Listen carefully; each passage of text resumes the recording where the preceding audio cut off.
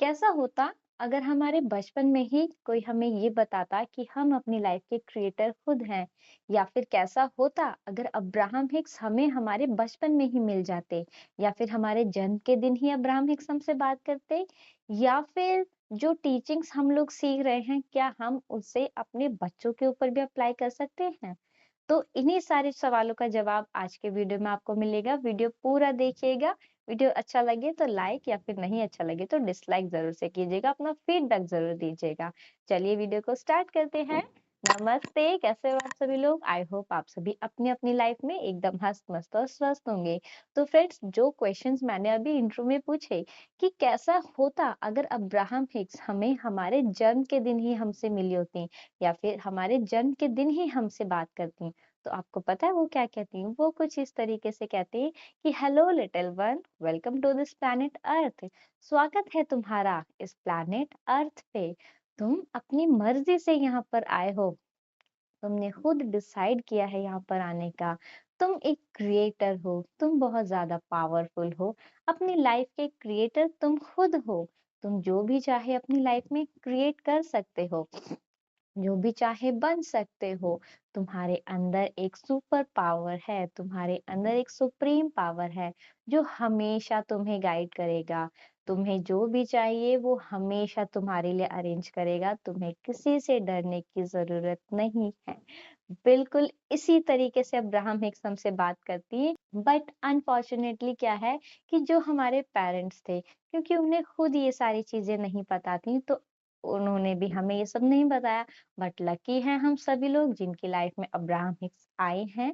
हमने उन्हें पढ़ना समझना स्टार्ट किया है और हमें पता चला है कि हाँ, आखिर हम ही अपनी लाइफ के क्रिएटर खुद ही हैं।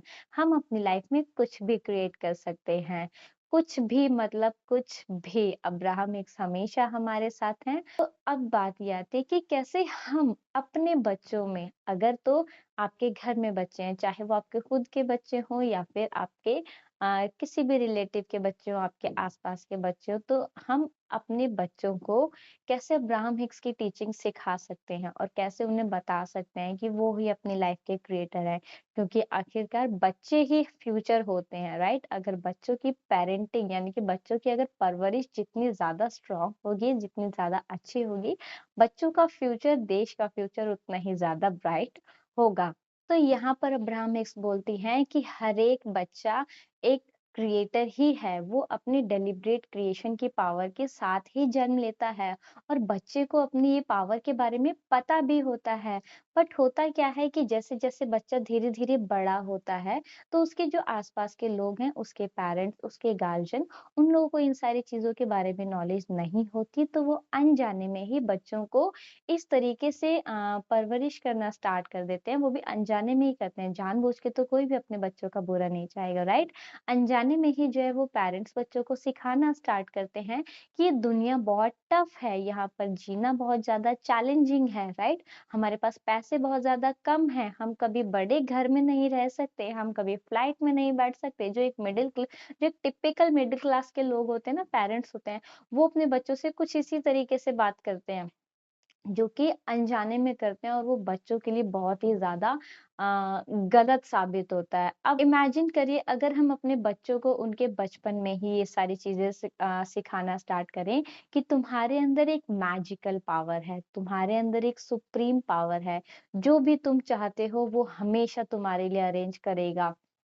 तुम्हें इस दुनिया में कुछ भी हासिल हो सकता है, तुम कुछ भी कर सकते हो, तुम खुद ही क्रिएटर हो। तुम अपने इमोशन से पता कर सकते हो कि जो सुप्रीम पावर तुम्हारे अंदर है, जो सुपर पावर तुम्हारे अंदर है, तुम अपने इमोशन से पता कर सकते हो कि तुम उसके साथ हो या फिर उससे दूर हो।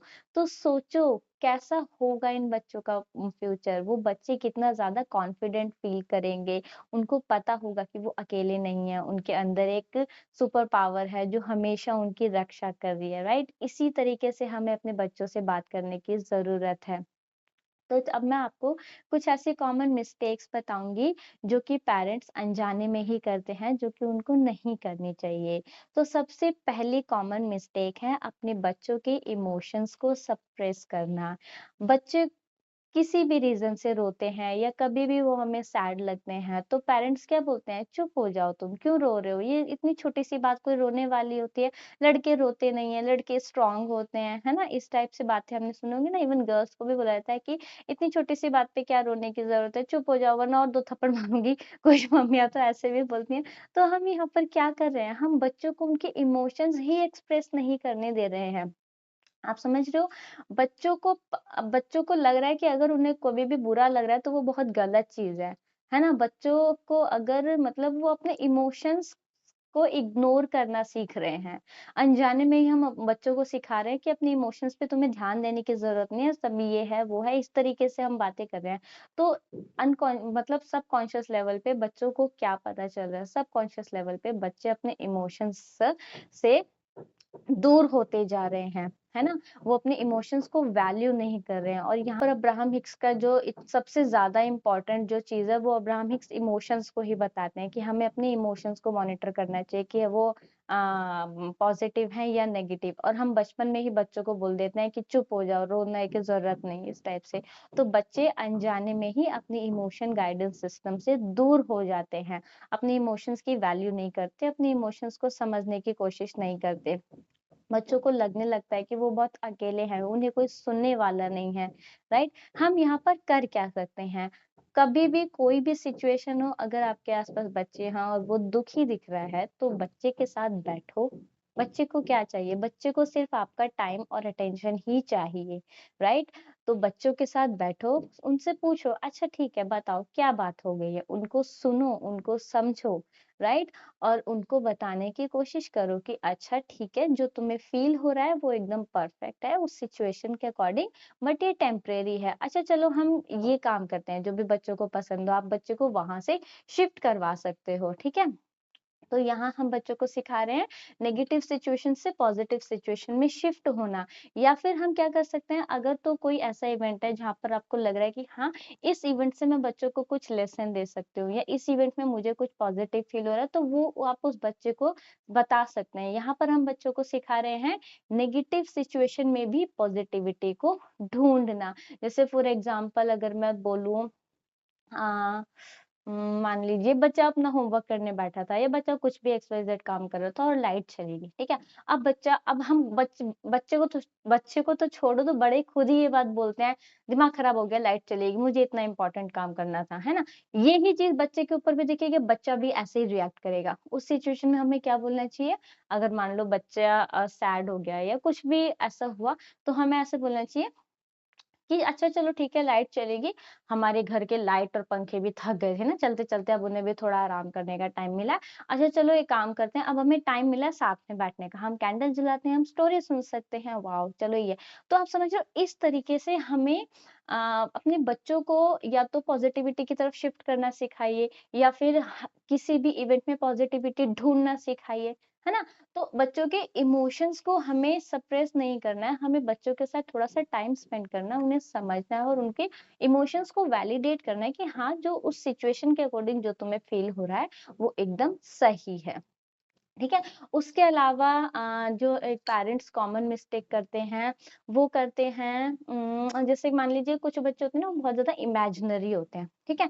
वो बच्चे बहुत बड़ी-बड़ी चीज़ें सोचते हैं, बहुत बड़ी-बड़ी चीज़ों की बातें करते हैं अपने पेरेंट्स से कि मैं ये करना चाहता हूँ, मैं ये बनना चाहता हूँ, ठीक है? तो जब बच्चा बहुत छोटा होता है ना, तब तो पेरेंट्स उसको एक्सेप्ट कर भी लेते हैं कि हाँ, चलो ठीक है, चलो ठीक है। लेकिन जैसे-जैसे बच्चा थोड़ा बड़ा होने लगता है, तो ये चीज़ें क्योंकि मैंने खुद से देखी हैं इसलिए मैं आपको एक आप इससे पर्सनली ही समझ सकते हैं कि जब हम थोड़े से बड़े हुए थे ना, तो कभी हमारी फैमिली से कोई ऐसा नहीं था कि कोई फ्लाइट में बैठा हो। तो जब भी हमारी छत से जाता था ना, तो मैं बोलती थी मैं भी ना एक दिन ऐसे एरोप्लेन में बैठूँगी। तो जो हमारे बड़े पापा जो ताऊ जी होते हैं, उन्होंने एक दिन मुझसे बोला था कि क्या तेरा बाप भी कभी इसमें बैठा है? तो उनकी लैंग्वेज थोड़ी ऐसी थी, तो मुझे इतना बुरा ये चीज़ लगी थी, मतलब मुझे ये लगने लगा था कि ये तो पॉसिबल ही नहीं है, फ्लाइट में कभी भी बैठना। है ना? तो आप मतलब समझ रहे हो कि कुछ बच्चे होते हैं जो इतने बड़े-बड़े सपने देखते हैं और पेरेंट्स उनको दबा देते हैं। पेरेंट्स बोलते हैं धरती पे ही रहो, ज़्यादा हवा में उड़ने की ज़रूरत नहीं है, ठीक है? तो हमें ये चीज़ें नहीं करनी है। अगर आपका बच्चा बहुत ज़्यादा इमेजिनरी है, इमेजिन कर रहा है, बड़ी-बड़ी चीज़ें देख रहा है, बड़े-बड़े सपने देख रहा है, तो बच्चों को उसमें सपोर्ट कीजिए, है ना? बच्चों की इमेजिनरी पावर को दबाइए मत। अगर यहाँ पर आप बच्चों को जितना ज़्यादा सपोर्ट करेंगे, बच्चे को उतना ही ज़्यादा अच्छा लगेगा, बच्चे को पता चलेगा। इवन आप बच्चों को ये भी बोल सकते हैं कि अच्छा अगर आपको ये सब चीज़ें सोच के अच्छा लग रहा है तो तुम इमेजिन करो, तुम जो चाहते हो, तुम्हें जो भी चीज़ें चाहिए उसके बारे में इमेजिन करो, अच्छा सोचो, वो तुम्हें डेफ़िनेटली मिलेगा, ठीक है? और इनिशियली आप एक काम भी कर सकते हैं कि जैसे मान लीजिए ये क्रिसमस वगैरह आता है ना? और आपका बच्चा छोटा है और जैसे बचपन में हम सभी लोग लिस्ट बनाते थे ना, हमें लगता था कोई सैंटा आएगा और हमारे गिफ्ट लेके आएगा। तो उस सिचुएशन में आप क्या कर सकते हैं, या तो आप उसको खुद से गिफ्ट दे दीजिए या अपने किसी रिलेटिव से दिला दीजिए, ठीक है? तो इससे क्या होगा, बच्चे को ये मतलब विश्वास होने लगेगा कि हाँ, जो भी चीज़ें हैं मतलब कि जो भी मैं चाहता हूँ वो मुझे मिल जाता है। तो अपने-अपने बच्चे के अकॉर्डिंग हमें समझना होगा। ओवरऑल कहने का मतलब है हमें बच्चे को समझना होगा, बच्चे के इमोशंस को हमें नहीं दबाना है, ठीक है? और है इसके अलावा हम क्या कर सकते हैं कि हम बच्चों को ग्रैटिट्यूड की प्रैक्टिस करना बचपन से ही सिखा सकते हैं, राइट? ये मिस्टेक नहीं है, ये एक एडवाइस है ना? वो हम कैसे सिखा सकते हैं, छोटी-छोटी चीज़ों में बच्चों को थैंक यू की प्रैक्टिस करवाइए। अगर आप बच्चे को खाना बना कर दे रहे हो, तो आप बच्चों को बताओ कि देखो मम्मा ने आपको खाना बना के दिया ना, से थैंक यू टू मम्मा, इस तरीके से। ठीक है?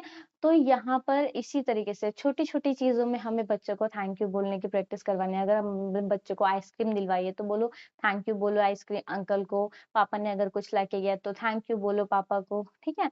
तो इसी तरीके से हम जो चीज़ें हम सीख रहे हैं वो हम अपने बच्चों के ऊपर अप्लाई कर सकते हैं, अपने बच्चों का फ्यूचर ब्राइट कर सकते हैं, अपने बच्चों के अंदर कॉन्फिडेंस बिल्ड कर सकते हैं। डेफ़िनेटली हाँ, ये सारी चीज़ें हमारे बच्चों के लिए बहुत ज़्यादा हेल्पफुल होंगी। और क्योंकि मैं पेरेंटिंग सीख रही हूँ, तो अगर आपको एज़ अ पेरेंट्स कुछ डाउट हो, तो आप वो भी पूछ सकते हैं, है ना? हालाँकि अभी जो मेरी बेटी है, वो सिर्फ़ 1.5 साल की है, तो उसी की पेरेंटिंग के लिए मैं पेरेंटिंग सीख रही हूँ। आप पूछ सकते हैं अगर आपको कुछ भी डाउट हो। अगर मुझे उसके बारे में पता होगा, देन मैं डेफ़िनेटली उसके बारे में भी आपसे हेल्प ज़रूर करूँगी, ठीक है? और उसके अलावा कुछ नहीं, बच्चों के साथ ढेर सारा एन्जॉय कीजिए, अपने बच्चों को अपना टाइम दीजिए, बच्चों को महँगे टॉयज़ नहीं चाहिए होते, बच्चों को सिर्फ़ और सिर्फ़ अपने पेरेंट्स का टाइम और अटेंशन ही चाहिए होता है। एटलीस्ट 12 साल तक के बच्चों को तो सिर्फ़ इतना ही चाहिए होता है, ठीक है? बच्चों के साथ बहुत मस्ती करिए, बच्चों का बहुत ज़्यादा ध्यान रखिए, हमेशा बच्चों को याद दिलाते रहिए कि वो अकेले नहीं हैं, आप उनके साथ हैं।